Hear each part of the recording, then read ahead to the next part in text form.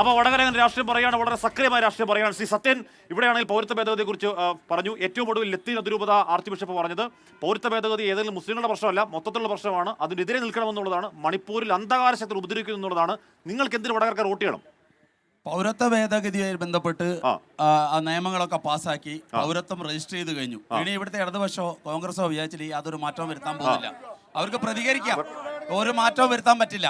പിന്നെ ഞങ്ങൾക്ക് എന്തിനു വോട്ട് ചെയ്യണമെന്ന് വെച്ചാൽ കഴിഞ്ഞ 10 വർഷം 2004 മുതൽ 2004 മുതൽ 2000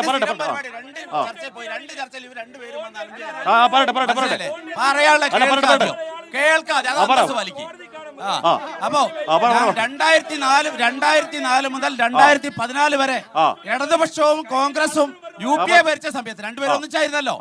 അന്ന് അഴിമതിയുടെ പൂക്കാലായിരുന്നു. കൽക്കരി കുമ്പകോണം 6000 ചില്ലുവാനം കോടിയാ,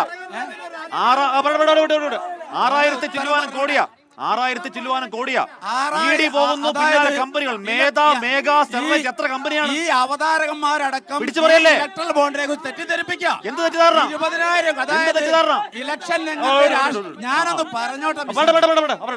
ഇലക്ഷൻ രംഗത്ത് രാഷ്ട്രീയ പാർട്ടികൾ കൊടുക്കുന്ന സംഭാവന നിയമാനുസൃതമാക്കാൻ വേണ്ടി 2017 പാർലമെന്റിൽ പാസാക്കിയ ബില്ലിന്റെ അടിസ്ഥാനത്തിൽ ഇലക്ട്രൽ ബോണ്ട് 20,000 കോടി രൂപ ഇലക്ട്രൽ ബോണ്ട് വഴി സംഭരിച്ചിട്ടുണ്ട്.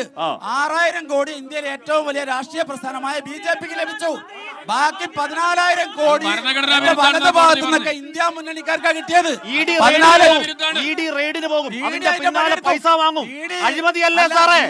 അഴിമതിയല്ലേ? പിടിച്ചു പറയല്ലേ? പ്രധാനമന്ത്രി ഉണ്ട്. 1690 കോടിയാണ്. 1690 കോടിയാണ് നിയമിച്ചത്. രാഷ്ട്രീയക്കാരുടെ പോയി കിടക്കാനല്ല, അതിന്റെ പിന്നാലെ ശമ്പളം കൊടുത്ത് അതിന്റെ പിന്നാലെ കമ്പനികൾ നിങ്ങൾക്ക് പണം തരും. അതിന്റെ പിന്നാലെ കമ്പനികൾ BJPക്ക് പണം തരും. പിടിച്ചു പറയല്ലേ? അഴിമതിയല്ലേ? കൂട്ടിലടച്ച സത്യല്ലേ ED CBI? മനസ്സിലായോ? മാധ്യമങ്ങളെ കണ്ടിട്ട് എത്ര നാളായി? അവരുടെ ചോദ്യങ്ങൾക്ക് ഭയമാണ്. മോഡി മാധ്യമങ്ങൾ കാണാൻ നിശ്ചയിച്ച ആൾക്കാർ അവര് കണ്ടോളൂ. ചോദ്യം മാധ്യമങ്ങളെ കാണലാണ് രാഷ്ട്രീയ പ്രവർത്തനം.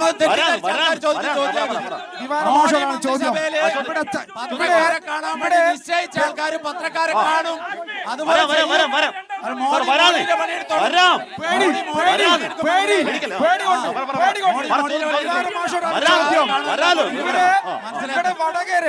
ന്യൂനപക്ഷങ്ങൾ നോമ്പ് തുറക്കാൻ ഉപ്പുവെള്ളം വിതരണം ചെയ്യുന്നു. അതാണ് നരേന്ദ്രമോദിയും പിണറായിയും. ഒന്ന്. രണ്ടാമത് കരണ്ടിന്റെ വില കൂട്ടുന്നു, വെള്ളത്തിന്റെ വില കൂട്ടുന്നു, ഈ മുനിസിപ്പാലിറ്റി ടാക്സ് കൂട്ടുന്നു. ഇതെല്ലാം പിണറായി വിജയന്റെ ഭരണത്തിലാണ്. പിന്നെ മാസപ്പടി, പിന്നെ മറന്നിട്ടില്ല നമ്മളെ സിദ്ധാർത്ഥനെ മറന്നിട്ടില്ല, TP ചന്ദ്രശേഖരനെ മറന്നിട്ടില്ല, ഷുഹൈബിനെ മറന്നിട്ടില്ല, തുക്കൂറിനെ വിചാരണ ചെയ്ത് കൊന്നിട്ടില്ല. പക്ഷേ ന്യൂനപക്ഷങ്ങൾ ചോദിക്കും, ഈ വടകരയിൽ ഷാഫിപ്പറമ്പിൽ ന്യൂനപക്ഷത്തിന്റെ ഒരു സ്ഥാനാർത്ഥി അത് ഷാഫിപ്പറമ്പിലായിരിക്കും. അത് ഷാഫിപ്പറമ്പിലായിരിക്കും. ന്യൂനപക്ഷത്തിന് ഷാഫിപ്പറമ്പിലായിരിക്കും.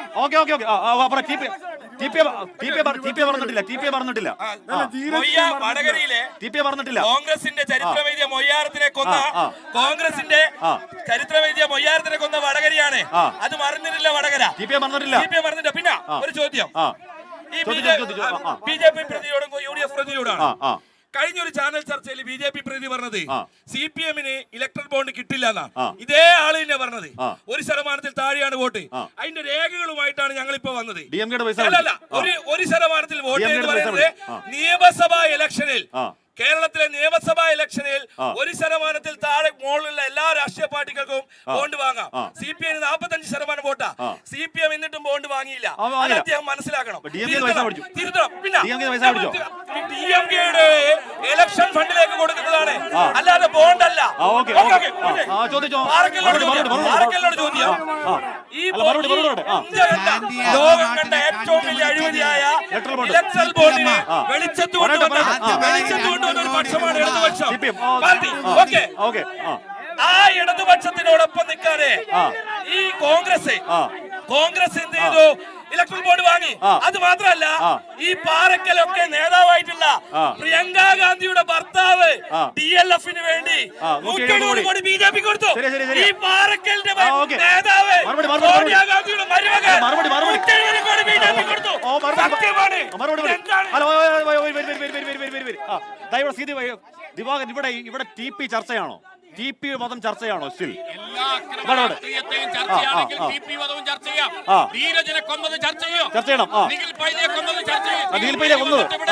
ഈ കോട്ടപ്പറമ്പിലാണ് ഇവിടുത്തെ സ്ഥാനാർത്ഥിയുടെ കൂടെ നിഖിൽ പൈലി നടന്നത്. ആ ധീരജിനെ കൊലപ്പെടുത്തിയത് ചർച്ച ചെയ്യാം. ഈ നാട്ടിൽ നിരവധി CPM പ്രവർത്തകരെ കൊന്നത് ചർച്ച ചെയ്യാം.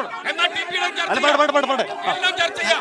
അതല്ല ചർച്ച കൊലപാതകം ഈ കൊലപാതകം ഒരു ഏതെങ്കിലും കൊലപാതകമല്ല. ഒരു പാർട്ടിയുടെ സംസ്ഥാന കമ്മിറ്റി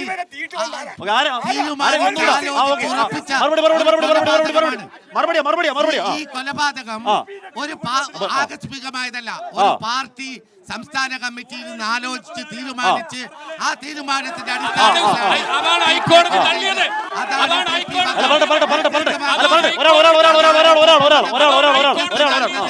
അതുകൊണ്ടാണ് ഹൈക്കോടതി വീണ്ടും നിയമം കാറ്റിൽ പറത്തി പ്രതികളെ ജയിലിലടച്ചു. ജീവപര്യന്തം തടവിച്ചിട്ട പ്രതികളെ ജയിലിലടച്ചിട്ട് അവരെ നിരുപാധികം വിട്ടയച്ചിട്ട് അവരെ കല്യാണം കഴിക്കാൻ പെർമിഷൻ കൊടുത്തു. 4-5 ആളുകൾ കല്യാണം കഴിക്കാൻ അവസരം കൊടുത്ത് അവരെ നിയമത്തെ പൂർണ്ണമായും തള്ളിക്കളഞ്ഞ ഒരു ഗവൺമെന്റ് ആണ് സംസ്ഥാനം ഭരിക്കുന്നത്. എന്തും വിളിച്ചു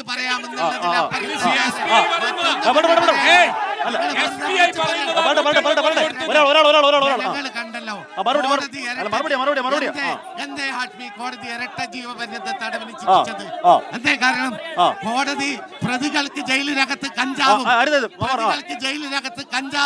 കൊട്ടേഷൻ എടുക്കാനുള്ള സൗകര്യവും എല്ലാ പ്രവർത്തനങ്ങൾക്കും സൗകര്യം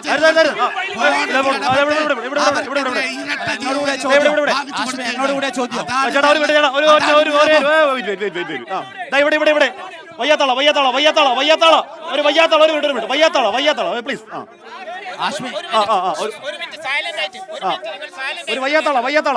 ഞാൻ നിഷ്പക്ഷവാദിയാണ്, എനിക്ക് രാഷ്ട്രീയമില്ല. പറഞ്ഞു. ഞാൻ ഉണ്ടാക്കിയതെന്ന് വെച്ചാൽ ടീച്ചർ ചിന്തിക്കുകയാണ്, ടീച്ചർ തോട്ടുകയാണ്, ചിന്തിച്ചുകൊണ്ടിരിക്കുകയാണ് ഈ തന്ത്രം എങ്ങനെ ജയിക്കുന്നുള്ള വെപ്രാളത്തിലാണ്. എങ്ങനെ ഷാഫി പറയാണ് ഞങ്ങൾ നെഞ്ചോട് ചേർക്കുന്നു, ഞങ്ങൾ പ്രോമിസ് ചെയ്യുന്നു.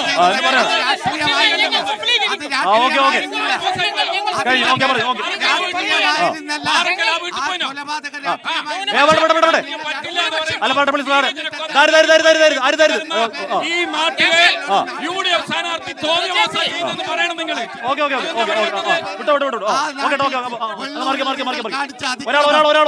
ഒരാൾ